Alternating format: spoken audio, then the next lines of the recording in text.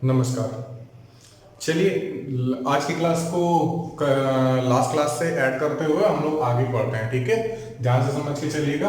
आपके सामने ये क्वेश्चन लिखा हुआ है कि एक डिब्बे में 50 किलोग्राम दूध है, इसमें से 5 किलोग्राम दूध निकालकर उतनी ही मात्रा में पानी मिला दिया जाता है। इस प्रक्रिया को 2 बार और दोहराया गया, अंत में डिब्बे में कितना दूध बचा।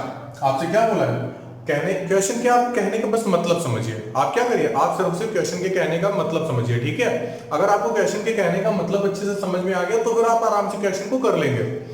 वैसे पहली बात ये आती है, अगर हम इस क्वेश्चन को करते तो फिर करना कैसे स्टार्ट करते, ध्यान समझिएगा भाई। एक डिब्बे में 50 किलोग्राम दूध था, ठीक है। आपसे बोला गया इसमें से 5 किलोग्राम दूध निकाल के, तो जब हम इसमें से 5 किलोग्राम दूध को निकाल देंगे तो अब दूध की जो मात्रा बचेगी वो कितनी बचेगी, 45 किलोग्राम बचेगी। लेकिन हुआ क्या है, 5 किलोग्राम दूध निकाल करके उतनी ही मात्रा में पानी मिला दिया जाता है। मतलब क्या है, 5 किलोग्राम आपने यहां पे क्या कर दिया, वाटर को मिला दिया। किसको मिला दिया, वाटर को मिलाया। तो अगर 5 किलोग्राम 45 किलोग्राम तो बनेगा तो भाई टोटल 50 किलोग्राम ही, कितना 50 किलोग्राम बनेगा।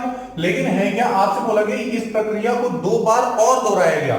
मतलब ये प्रक्रिया एक बार तो हो चुकी है, अब दूसरी बार भी यही प्रक्रिया करनी होगी। कौन सी, कि भाई यहां से हम 5 किलोग्राम निकालेंगे मिश्रण। तो अब जब 5 किलोग्राम निकालेंगे तो इसमें से मिल्क भी आएगा और क्या, वाटर भी आएगा, दोनों चीजें आएंगी। तो 4.5 किलोग्राम मिल्क आ जाएगा और आधा किलो क्या आ जाएगा, पानी आ जाएगा बाहर। तो इतना जब मिश्रण बाहर निकलेगा उसके बाद फिर आपको फिर से पानी मिलाना होगा। यही प्रक्रिया एक बार और दोहरानी पड़ेगी। कभी कभी क्वेश्चन होता क्या है, कभी आपसे 2 बार बोलेगा या फिर बहुत तो 3 बार बोल देगी। इसी प्रक्रिया को 3 बार और किया जाता है तो फिर टोटल 4 बार हो जाएगा। तो हम क्या कर रहे होंगे, हम इस वाले मेथड का यूज नहीं करेंगे, ठीक है, क्योंकि कैलकुलेशन यहाँ पे बहुत ज्यादा लेंथी पड़ जाएगी, तो फिर हम इसका यूज नहीं करते। हाँ, तो जरा ध्यान समझिए, इस टाइप के जितने भी आज तक के एग्जाम में क्वेश्चन पूछे गए हैं उस टाइप के हम सभी आज अभी कर लेंगे, ठीक है। और इसी वीडियो के लास्ट तक हम लोग कहीं ना कहीं रिवर्स एलिगेशन को भी सीख लेंगे, ठीक है। रिवर्स एलिगेशन होता क्या है, परसेंटेज वगैरह में, नंबर सिस्टम वगैरह में कहीं ना कहीं उनका बहुत बड़ा रोल होता है, ठीक है। तो आज हम उनको अच्छे से सीख लेंगे। चलिए जरा देखिए भाई, हमें इन टाइप के क्वेश्चंस को, जो ये प्रक्रिया को बार बार दोहराने वाले जो ये क्वेश्चन होते हैं उनको हमें कैसे करना होता है, तो उसके लिए हम लोग एक छोटी सी फॉर्मेशन का यूज करते हैं। वैसे करने के हमारे पास और भी तरीके हैं, ठीक है, लेकिन अगर हम उन तरीके से करेंगे तो फिर जो भी बच्चे पहली बार या फिर दूसरी बार पढ़ रहे होंगे तो उनको क्वेश्चन को सॉर्ट आउट करने में बहुत प्रॉब्लम होती है। तो इसलिए क्या कर रहे हैं, हम लोग एक ही फॉर्मेशन बस अप्लाई करेंगे। आपको वो चीजें अच्छे से, बस मेन मोटो क्या होना चाहिए, एग्जाम में क्वेश्चन को सॉर्ट आउट कर ले, ठीक है। तो उसी बेसिस पे हम लोग बात कर रहे हैं, ध्यान सुनिएगा। आपसे बोला है अंत में डिब्बे में कितना दूध बचा है, कितना दूध बचा है मतलब कितना शुद्ध दूध बचा है। तो अगर हमें कभी भी शेष शुद्ध मात्रा बतानी हो, शेष शुद्ध मात्रा बतानी हो, तो फिर हम लोग करेंगे क्या, आपको ये फॉर्मेशन लगानी, प्रारंभिक मात्रा, इनिशियल वैल्यू जो भी होगी। तो इनिशियल वैल्यू कितनी थी भाई, 50 किलोग्राम मिलता, तो प्रारंभिक मात्रा 1 माइनस निकाली गई मात्रा, निकाली गई मात्रा बटे में क्या रहेगा, प्रारंभिक मात्रा, और यहां पे होल पावर आप करेंगे n, जहां पे ये जो n है वो प्रक्रियाओं की संख्या है। क्या है, जितने बार ये प्रक्रिया होगी, प्रक्रियाओं की संख्या, ठीक है। तो चलिए जरा स्टार्ट करते हैं भाई। हमें क्या करना है, प्रारंभिक मात्रा आपको कितना रखना होगा, 50, 1 माइनस निकाली गई मात्रा, निकाल कितना रहे, 5 निकाल रहे, बटे प्रारंभिक मात्रा, प्रारंभिक मात्रा कितनी थी, 50 थी, और होल पावर n। ध्यान रखिएगा, आपसे ये बोला गया कि इस प्रक्रिया को 2 बार और दोहराया जाता है। तो एक बार तो हम लोग पहले अप्लाई कर चुके थे ना, तो कहने को ये जो प्रक्रिया है ये टोटल कितनी बार हुई होगी, 3 बार हुई होगी। कितने बार, 3 बार। तो यहाँ पे आप पावर कितनी रखेंगे, 3 रखेंगे। चलो भाई एलिमिनेट कर लो, 5 से काटो कितने बार, 10 बार। 10 का गुणा 1 पे 10, 10 में 1 जाएगा 9, ठीक है। तो कितना आया, 50 गुणे 9 बटे 10, और कितनी बार था, 3 बार, तो 9 बटे 10 और 9 बटे 10, 1 0 से 1 0 कट गया, ठीक है। और फिर हमें क्या करना है, 5 से भाई भाग करा दो, कितने बार, 2 बार। 9 गुणे 9 गुणे 9, 9 गुणे 9 81, 81 गुणे 9 कितना होता है, 729, 729 बटे 2 गुणे 10, 2 से जल्दी से भाग करा दो भाई, जल्दी जैसे भाग कराओगे कितना आ रहा होगा, 2 3 जा 6 and 1 2 6 जा 12, 2 4 जा 8 and 2 5 जा 10। तो कहने का मतलब क्या है 364.5 और नीचे अभी एक ये 10 से भाग भी तो कराना है, तो जैसे आप 10 से भाग कराएंगे तो दशमलव क्या होगा, एक अंक आगे की संख्या आएगा, तो जो हमारा आंसर आ रहा होगा वो क्या हो रहा होगा 36.45। तो आपके देखो चौथा ऑप्शन जो है वो क्या है 36.45 है, तो फिर ये हमारा आंसर हो जाएगा। तो चलिए इसी तरह का एक और छोटा सा क्वेश्चन लेते हैं और उसको भी सॉर्ट आउट करने की कोशिश करते हैं। ओके, देखिए ये अगला क्वेश्चन दिया गया, क्या बोला गया, शुद्ध दूध से भरे किसी बर्तन में 20% दूध निकालकर उतनी ही मात्रा में पानी डाल दिया जाता है। तो किया क्या जाता है भाई, प्योर मिल्क भरा हुआ था, ठीक है। अच्छा आप एक बात बताइए, अगर प्योर मिल्क भरा हुआ है तो फिर पक्की बात है उसमें जो मिल्क की मात्रा होगी वो 100% शुद्ध होगी। तो आप क्या बोलेंगे, जो प्रारंभिक मात्रा है मिल्क की वो 100% है, क्या है 100% शुद्ध है। अब आप क्या करेंगे, इसमें से 20% मिल्क को निकालेंगे, तो जो 20% हम मिल्क को निकालेंगे उसकी जगह पे हम क्या करेंगे 20% भाई पानी मिला देंगे, ठीक है। तो प्रारंभिक मात्रा में कोई परिवर्तन नहीं हुआ, लेकिन हाँ मिल्क की मात्रा में परिवर्तन होगा, क्यों, क्योंकि मिल्क निकलता जा रहा है उसकी जगह पे वाटर आता जा रहा है। और आगे आपसे बोला गया कि यह प्रक्रिया कुल 3 बार की जाती है, यह प्रक्रिया कुल कितनी बार की जाती है 3 बार, यहां पे बोला गया टोटल 3 बार। और लास्ट वाले क्वेश्चन में क्या था, वहां पे ये बोला था यह प्रक्रिया 2 बार और की जाती है, तो 2 बार प्लस 1 बार पहले हो चुकी थी, और यहाँ पे ये बोला गया कि यह प्रक्रिया टोटल 3 बार होती है। तो देखो क्या बोला है, तीसरी प्रक्रिया के बाद में बर्तन में शुद्ध दूध की मात्रा घटकर कितनी रह जाएगी, मतलब शेष मात्रा हमें बतानी है। तो अभी अभी हमने आपको फॉर्मेशन सिखाई थी क्या, कि अगर शेष शुद्ध मात्रा बतानी हो तो प्रारंभिक मात्रा हम यहाँ पे कितनी लेंगे 100%, ठीक है, क्योंकि प्रारंभिक मात्रा जो होगी वो 100% शुद्ध होगी। तो हमने यहाँ पे कितना लिया 100। तो आपको अभी हमने फॉर्मूला बताया था, प्रारंभिक मात्रा 1 माइनस निकाली गई मात्रा कितनी है 20, कहां प्रारंभिक मात्रा से 100, और हम लोग परसेंटेज में इंक्लूड होते जा रहे थे, ठीक है। तो अभी परसेंटेज नहीं पढ़ना है, जब हम लोग परसेंटेज पढ़ेंगे तो फिर वहां पे बहुत सारी चीजें सिर्फ उस लैंग्वेज के बेसिस पे तैयार हो जाएंगी। हाँ, तो अभी इसके अगला वाला जो टॉपिक होगा परसेंटेज होगा, ठीक है। तो थोड़ा सा बस धैर्य रखो, आप भी पढ़ेंगे हम भी पढ़ेंगे, ओके। तो यहाँ पे हमें पावर जो रखनी है वो n रखनी है। तो ये बताओ भाई टोटल कितनी बार प्रक्रिया हुई है, 3 बार हुई है, तो 3 को हम ऊपर रख दें, 1 0 से 1 0 कट जाए, 2 से काटेंगे कितने बार 5 बार, 5 बन जा और 1 घटेगा कितना 4/5। तो जल्दी से सॉर्ट आउट कर लो, 100 गुणे 4/5 कितने बार करोगे 3 बार, 4/5, 5 गुणे 5 25, 25 से भाग कराओ कितने बार 4 बार, 4 गुणे 4 गुणे 4 गुणे 4, 4 की घात 4 का मान कितना होता है 256, और भाग किससे करा दे 5 से, जल्दी से भाग करो, 5 5 25, 5 1 5 एंड 2, मतलब क्या 51.2%। कौन सा ऑप्शन, तीसरा ऑप्शन। बात समझ में आ गई, तो मेरे ख्याल से ये चीजें आपको समझ में आई। तो चलो एक इसी तरह का और भी एक क्वेश्चन लेते हैं, थोड़ा सा इससे अपडेट लेवल का, ओके। चलिए देखिए भाई, एक ये अगला क्वेश्चन दिया हुआ है कि एक कंटेनर शराब से भरा हुआ था और इसमें से 8 लीटर शराब निकालकर खाली बचे भाग में 8 लीटर पानी मिला दिया जाता है। कहने का मतलब क्या है, अभी तक क्या हो रहा था, जैसे कि आपको कोई भी फॉर्मेशन कुछ भी अगर सॉर्ट आउट करना होता था तो क्या था, अगर शेष शुद्ध मात्रा आपको निकालनी होती थी तो प्रारंभिक मात्रा पता होनी चाहिए 1 माइनस निकाली गई मात्रा में पता होनी चाहिए बड़े प्रारंभिक मात्रा का होल पावर n की ये प्रक्रिया कितने बार हुई है। हम लोग इसी तरीके से तो क्वेश्चन को करते आए हैं। तो यहाँ पे हमें भाई देखो प्रारंभिक मात्रा भी पता होनी चाहिए, निकाली गई मात्रा पता होनी चाहिए और नंबर ऑफ कंपाउंडिंग पता होनी चाहिए, भाई ये प्रक्रिया कितने बार की जा रही है। तो अगर ये तीनों चीजें हमें पता है तब तो हम शेष शुद्ध मात्रा बता देंगे। सपोज कर लो हमसे प्रारंभिक मात्रा पूछ ली, अभी देखो यहाँ पे क्या क्वेश्चन में पूछा प्रारंभिक कंटेनर में कितनी शराब बची हुई है। तो अगर हमसे प्रारंभिक मात्रा पूछी है तो अभी भी हमें 3 चीजें बताना चाहिए, क्वेश्चन को बताना चाहिए, क्या शेष शुद्ध मात्रा बताए, निकाली गई मात्रा बताए और क्या यह प्रक्रिया कितने बार की गई है, इतनी चीज बताए तो फिर हम बता दें। लेकिन ऐसा यहाँ पे नहीं है, यहाँ पे ऐसा नहीं है। आपसे क्वेश्चन में ये बोला गया था कि 8 लीटर शराब निकाल करके खाली बचे भाग में 8 लीटर पानी मिला दिया जाता है और यह प्रक्रिया 3 बार और दोहराई गई। 3 बार और दोहराई गई मतलब क्या है, टोटल 4 बार की गई। ये प्रक्रिया टोटल कितनी बार की गई 4 बार। तो आपसे आगे बोल रहा था कि अंत में प्राप्त घोल में शराब और पानी का अनुपात, अल्कोहल और वाटर का जो रेशियो दिया है वो दिया है 16:65 दिया है। कितना दिया है 16:65 दिया है। तो आपसे पूछा गया प्रारंभिक कंटेनर में कितनी शराब थी। वैसे हम लोग इसको रेशियो रूल वगैरह से कर सकते हैं लेकिन उसमें आप लोग बार बार बोलेंगे, ठीक है, तो इसलिए हम वहां पे जा ही नहीं रहे अभी, ठीक है। और समझाने को हम आपको आगे समझा देंगे, ठीक है, जब आप रेशियो वगैरह पे बात करेंगे तो इस क्वेश्चन को एक बार फिर से लेकर के वहां पर रेशियो बेसिस पे बता देंगे, ठीक है। तो चलो जरा भाई समझते हैं। आपसे ये चीज बोली है कि अल्कोहल और वाटर का जो अनुपात है वो 16:65 हो गया। हमें एक बात बताओ, पहले कंटेनर में पूरा प्योर अल्कोहल भरा होगा? क्यों? जितनी भी क्वांटिटी होगी, अगर 50 लीटर उसमें अल्कोहल है तो पक्का है प्योर होगा, ठीक है। अब होगा क्या, उस 50 लीटर में से कुछ मात्रा अल्कोहल की निकाल ले और उसमें हम क्या कर दें, पानी मिला दें। तो एक बात बताओ, क्या उसकी प्रारंभिक मात्रा में कोई परिवर्तन होगा? प्रारंभिक मात्रा तो नहीं बदलेगी ना, इनिशियल जो वैल्यू है वो तो वही रहेगी। अगर 50 लीटर था कंटेनर में तो अभी भी 50 लीटर मिश्रण रहेगा। अब उसमें अल्कोहल थोड़ा रहेगा, थोड़ा सा पानी भी रहेगा, ऐसा रहेगा ना। तो एक बात तो तय है कि भाई जो यहां से वाटर आ रहा है वो आ किसके प्लेस पे रहा है? अल्कोहल के प्लेस पे रहा है। अच्छा एक बात बताओ, अंत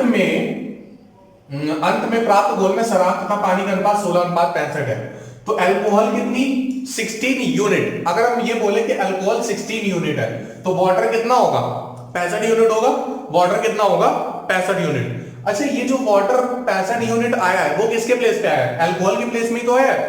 तो अगर आप ऐसे बोले इफ एंड देन के केस में, क्या अगर अल्कोहल 16 और वाटर 65 है तो एक बात तो तय है कि प्रारंभ में मिश्रण कितना हो सकता था? 81 यूनिट का हो सकता था। कितना? 16 और 65 को आप जोड़ोगे कितना आएगा? 81 यूनिट।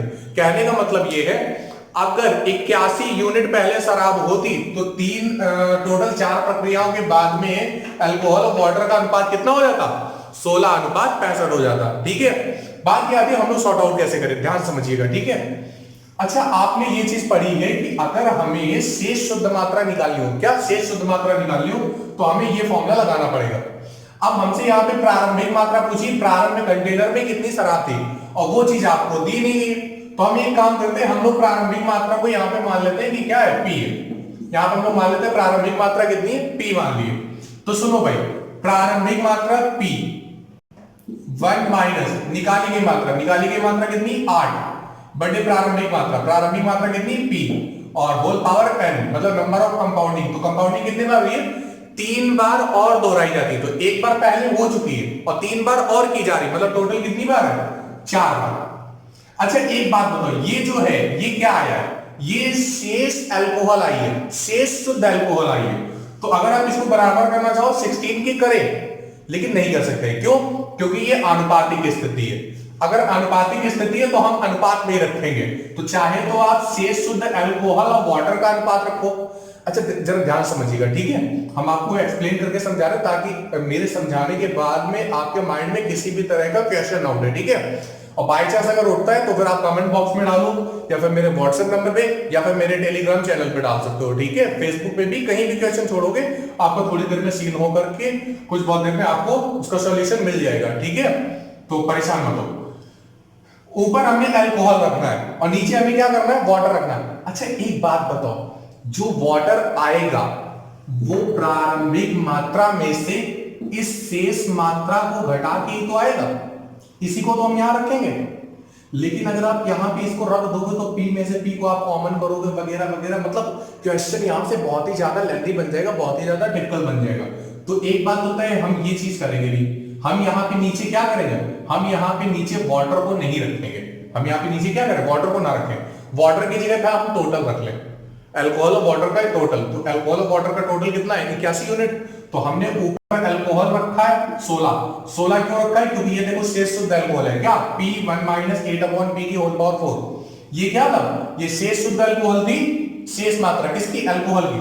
अब हम नीचे क्या करने जा रहे हैं? नीचे हम प्रारंभिक मात्रा रखने जा रहे हैं। तो प्रारंभिक मात्रा कितनी हमने मानी थी? P मानी थी।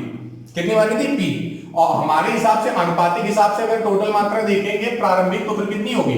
81। अच्छा देखो P से P कैंसिल हो गया, हमें P की वैल्यू बतानी। अभी P से P क्या हो गया? कैंसिल हो गया।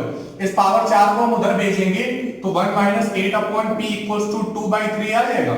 16 का फोर्थ रूट हमें लेना होगा 2, 81 का हमें फोर्थ रूट लेना होगा कितना? 3। इतनी बात समझ में आई? अच्छा एक काम करते हैं, 8/P को उधर भेज दो, 2/3 को इधर भेज दो। तो 1 minus 2/3 equals to 8/P। 3 1 3 minus 2 1/3 और क्रॉस मल्टीप्लिकेशन कराओगे तो P की वैल्यू कितनी आ जाएगी? 24 लीटर। P की वैल्यू कितनी आ गई? 24 लीटर। कहने का मतलब आंसर कौन सा था? सेकंड ऑप्शन था। बात समझ में आई है ना? तो एक बार फिर से देख लो, यहां पे देखो अल्कोहल रखा है, कौन सा? शेष शुद्ध अल्कोहल। और ये क्या है? ये प्रारंभिक मात्रा। ध्यान रखिएगा वाटर के साथ में अनुपात मत देखना, यहाँ पे वाटर के साथ में अनुपात मत देना। एग्जाम में क्वेश्चन बहुत बार आया हुआ है, कहीं भी आप देखेंगे बहुत बार पूछा जाता है, ठीक है। तो यहाँ पे नीचे वाटर मत रखना, अगर वाटर रखा तो समझो फिर खेल खत्म हो गया। किसका? तुम्हारा या एग्जामिनर का? वेरी गुड, समझ गए, कंफर्म। तो चलिए आगे बढ़ते हैं, आगे हम लोग रिवर्स एलिगेशन पे बात करते हैं, और चलो रिवर्स एलिगेशन भी आज सीख लेते हैं।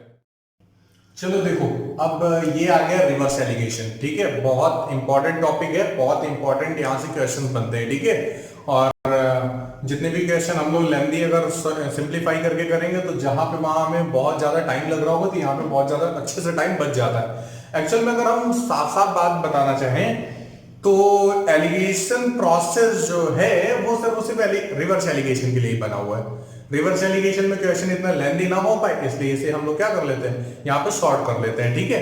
तो चलिए जरा ध्यान से समझने की कोशिश करिएगा। जितने बच्चे हमसे जुड़े हुए हैं सक्सेस एकेडमी से, तो उन्होंने तो पढ़ के रखा होगा, उनको आता भी होगा, ठीक है। और जो बाकी के लोग हैं वो भी ध्यान से समझे, ठीक है।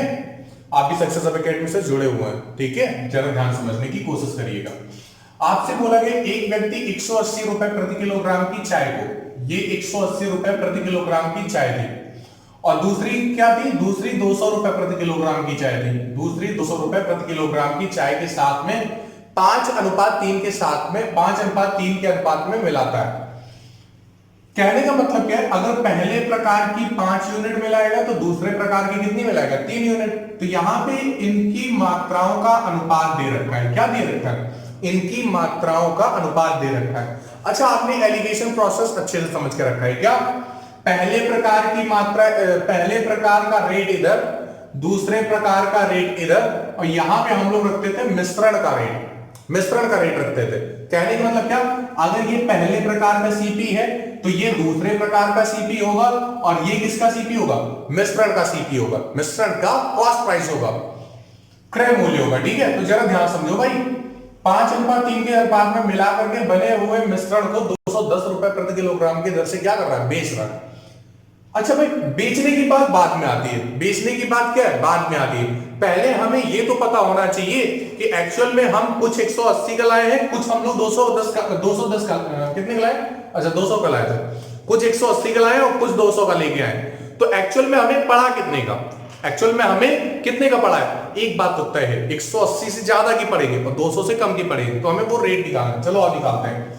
तो रिवर्स एलिगेशन होता है क्या है, अगर आपको कभी भी ये बीच वाली वैल्यू मतलब मिश्रण का मान निकालना हो, या फिर इन दोनों में से कोई भी वैल्यू निकालनी हो, आपको अनुपात दे दिया जाएगा।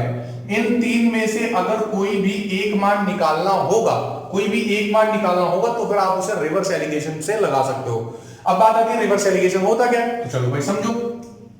हमें करना क्या है, ये जो अनुपात दिए हैं, ये जो हमें अनुपात दिए हैं, तो अनुपातों का योग लेना है। तो 5 और 3 टोटल कितना है, 8। ये जो अनुपात दिए हैं, अनुपातों का हमें क्या करना है, योग लेना है। ये जो अनुपातों का योग होगा, ये दी गई वैल्यूज के डिफरेंस के बराबर होगा। तो 180 और 200 के बीच का अंतर कितने का, 20 का। तो 8 बराबर किसके, 20 के। अगर 8 बराबर 20 के, तो 1 बराबर किसके, अब जरा काट लो, 4 दूनी 8, 4 पंचे 20, तो 1 बराबर किसके, 5/2। 1 बराबर 5/2 या फिर 2.5, ठीक है। तो हमें क्या करना है, हमें ये वाली वैल्यू निकालनी है ना। अरे भाई, ये जो टोटल 8 था, 8 की वैल्यू 20 थी, तो 1 बराबर 5/2 आया। अच्छा एक बात बताओ, 1 बराबर 5/2, तो फिर 3 बराबर, तो जब आप 3 बराबर निकालोगे तो 5/2 गुणे 3 मतलब 15/2 आ जाएगा। क्या आएगा, 15/2। और 15/2 को आप क्या लिखते हो, 7.5। कितना लिखते हो, 7.5। अच्छा हमें एक बात बताओ, ये जो मिश्रण का मान होता है, ये जो मिश्रण का मान होता है, वो छोटी वाली वैल्यू से बड़ा होता है और बड़ी वाली वैल्यू से क्या होता है, छोटा होता है। ऐसा होता है या नहीं होता है? तो एक बात बताओ, यहां पे ये जो मान आएगा वो 180 से बड़ा आएगा। तो अगर 180 से बड़ा आएगा तो आपने ये चीज सीख के रखी कि इन दोनों के बीच का जो डिफरेंस होता है वो हम लोग यहां देखते हैं। इन दोनों के बीच का जो अंतर होगा उसे हम लोग कहां लिखेंगे, यहां पे लिखते हैं। तो यहां पे कितना लिखा है, 7.5 लिखा है। तो यहां पे कितना लिखे, 180 से बड़ा होना चाहिए और इन दोनों के बीच का अंतर 7.5 का होना चाहिए। तो हम यहाँ पे क्या लिख दें, 187.5। कहने का मतलब ये मिश्रण का जो क्रय मूल्य होगा वो कितना होगा, 187.5। ये क्या है, ये मिश्रण का क्रय मूल्य। ये किसका मूल्य है, ये मिश्रण का क्रय मूल्य है। अच्छा एक बात बताओ, मिश्रण का क्रय मूल्य 187.5 है, आप इसको बेच कितने में रहे थे? आप इसे 210 रुपए में क्या कर रहे थे?